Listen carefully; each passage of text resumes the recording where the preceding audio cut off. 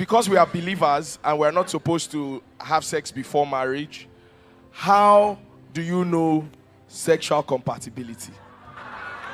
I saw it recurring. That's why I asked it. In fact, there was one they asked at Maraba today. Maraba people. The guy said he wants to be celibate, but the woman said, how can he prove to her that his merchandise is working?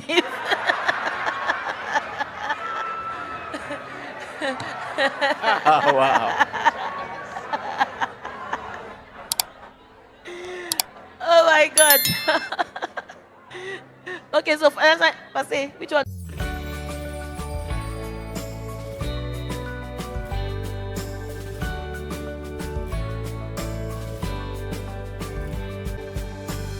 Now, to the lesson of the day. How do I convince my parents to approve my partner? They don't like him because he's from another tribe.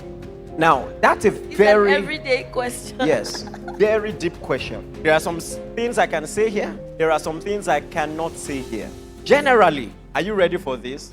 Especially if your parents have communicated that way ahead of time. If it is possible to find someone from your tribe that ticks your boxes and at the same time is from your place, it's a win-win for everybody. Because I'm telling you honestly, all the other alternatives, I can guarantee you, not everybody has the nerve to handle that kind of drama. See, let me tell you something. Let's say hypothetically, you choose to move on without your parent. It's not easy. It's not easy for many different reasons. Marriage needs a lot of emotional support. Or let me use one example. Have you heard of that thing they call omugo? It's straight from heaven. I'm telling you, it's a divine idea. If you've nursed a child before, you will bless your parents if they can support you. And just some other little things, the support and all of that. So, the Bible says, by the way, for as long as it is possible, follow peace with all men. So if it is possible to find someone in your tribe, and just go ahead. But if you find someone you are sure this is the person you want to be with, I want to say this. At the end of the day, it's your parents' prayer that you would live long. They're going to die, go to be with Jesus. You are going to live with your consequences. Come on, are you listening to me? You're going to live with your consequences. At the end of the day, marriage is too important a decision. Just too important. So you must find a way to tick both boxes. Now, I've touched on this before. There are ways, subtle ways, to establish respect from your parents. And let me say this.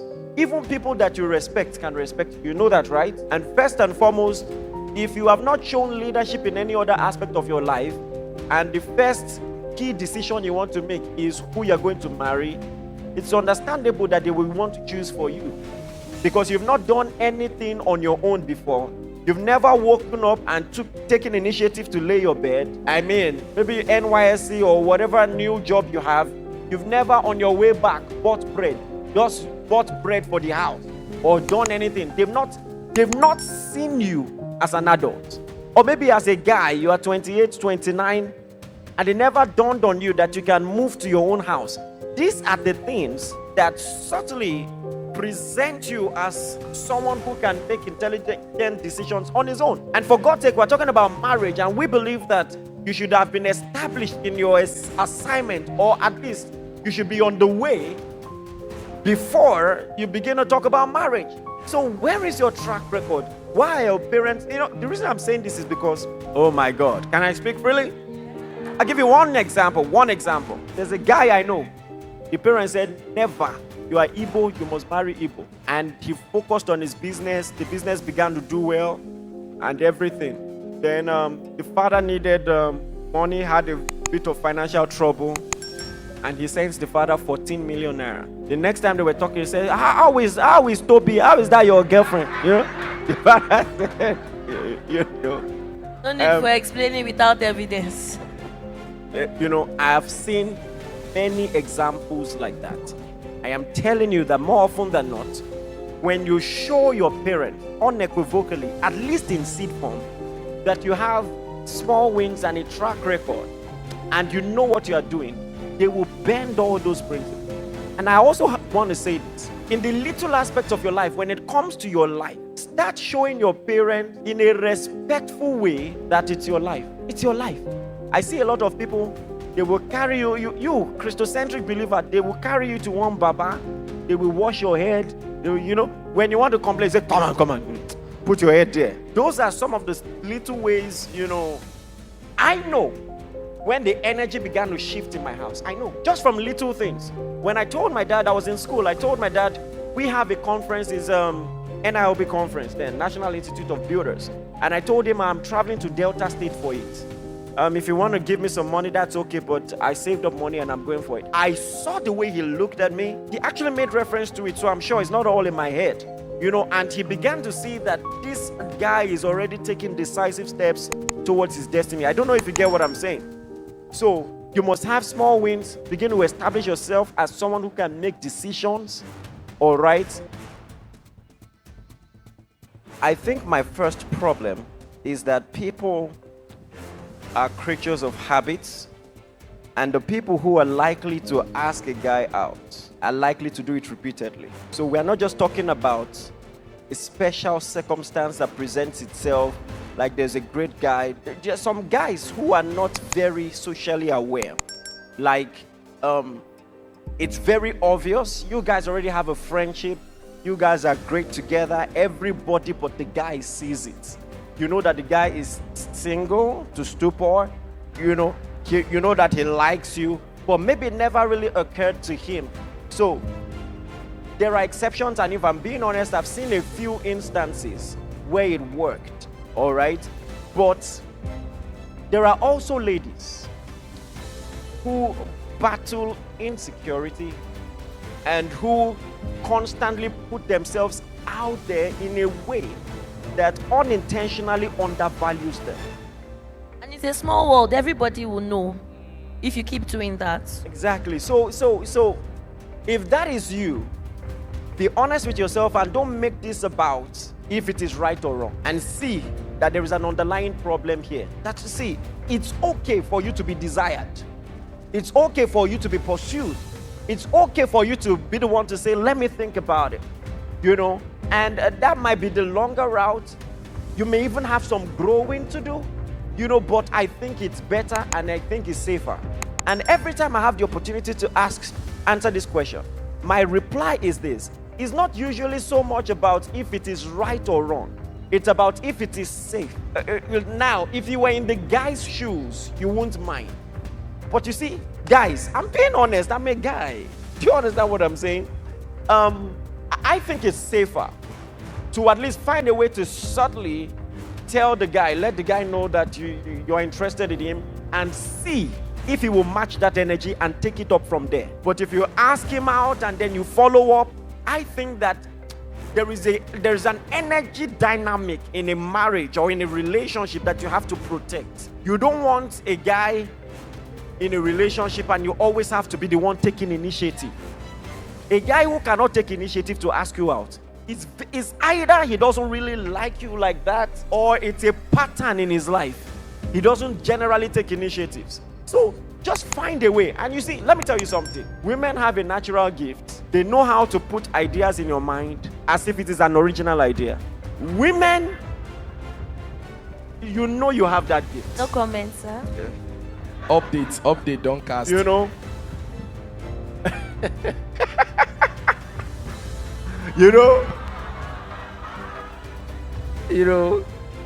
Let me tell you something.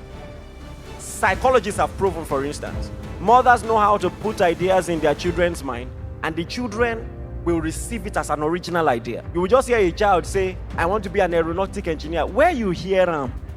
Do you understand what I'm saying? Mothers can suggest, and so you have that gift, you have that instinct. There's a way, just by being there for him, and by the way, don't do it too much. Just sprinkle it.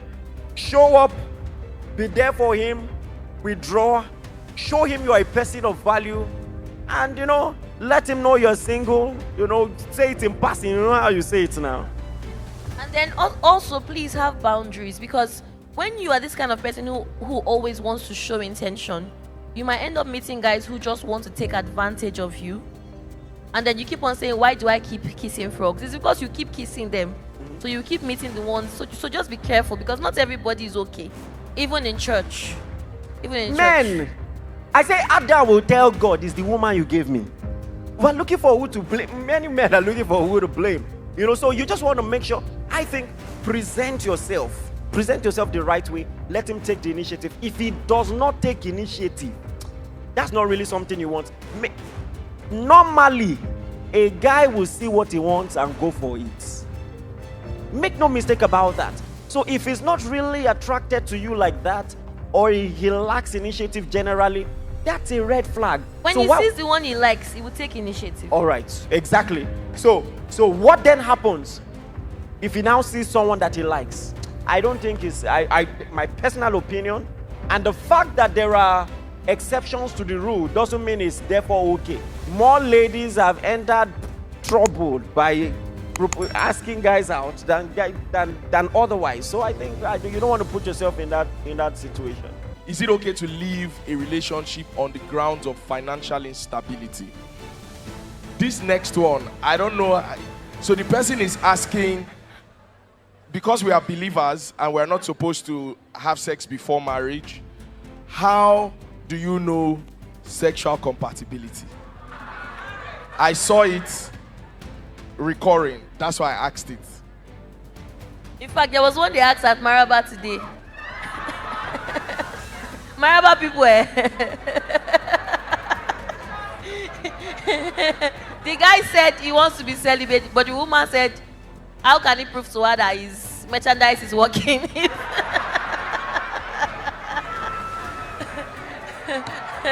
Oh, wow. Oh my God. Okay, so which one do you The first take? question is it okay to leave a relationship on the grounds of financial instability? The question is not complete. Who is financially unstable? Like,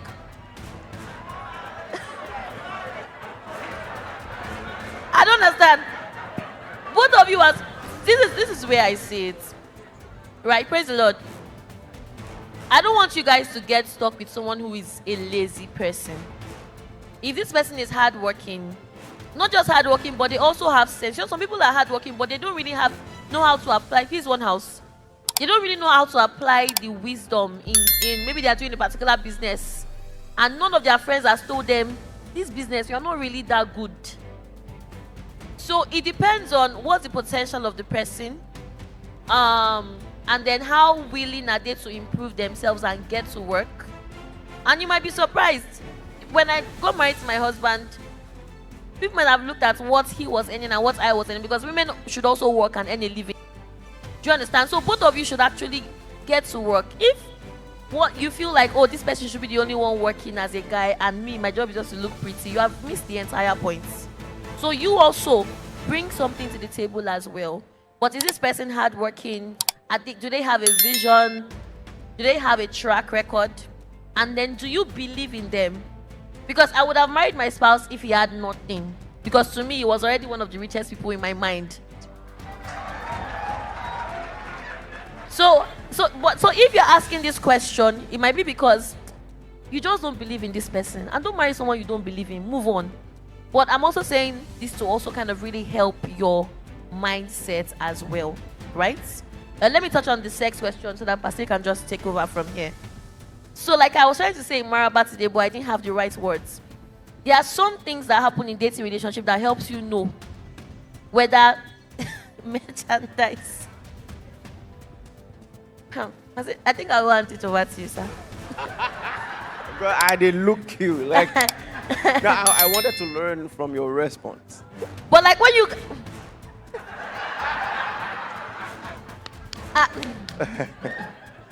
Maybe Pastor should go first, then I will now add it in the end.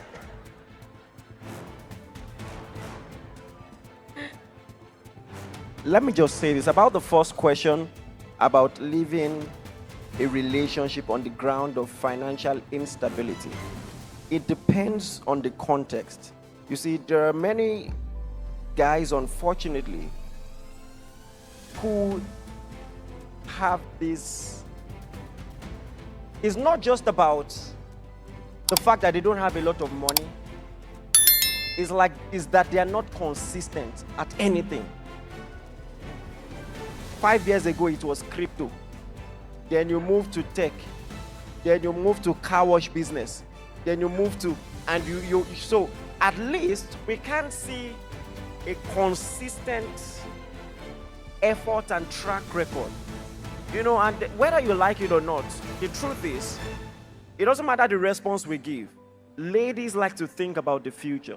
There must be at least some semblance of security. And if she cannot have that, that's a problem. It's not just about the relationship. It's about a guy who maybe lacks a sense of direction. It's a problem. Let me say this. Never be lacking behind when it comes to efforts. Do your best. There is something. Listen, life is difficult, but more often than not, if you give your best, there is a way life just has a way of caving in and giving you at least some yields. That if you plant a seed in the ground, yeah, seasons may vary, but you can't be so unlucky consistently. You just do your best, all right?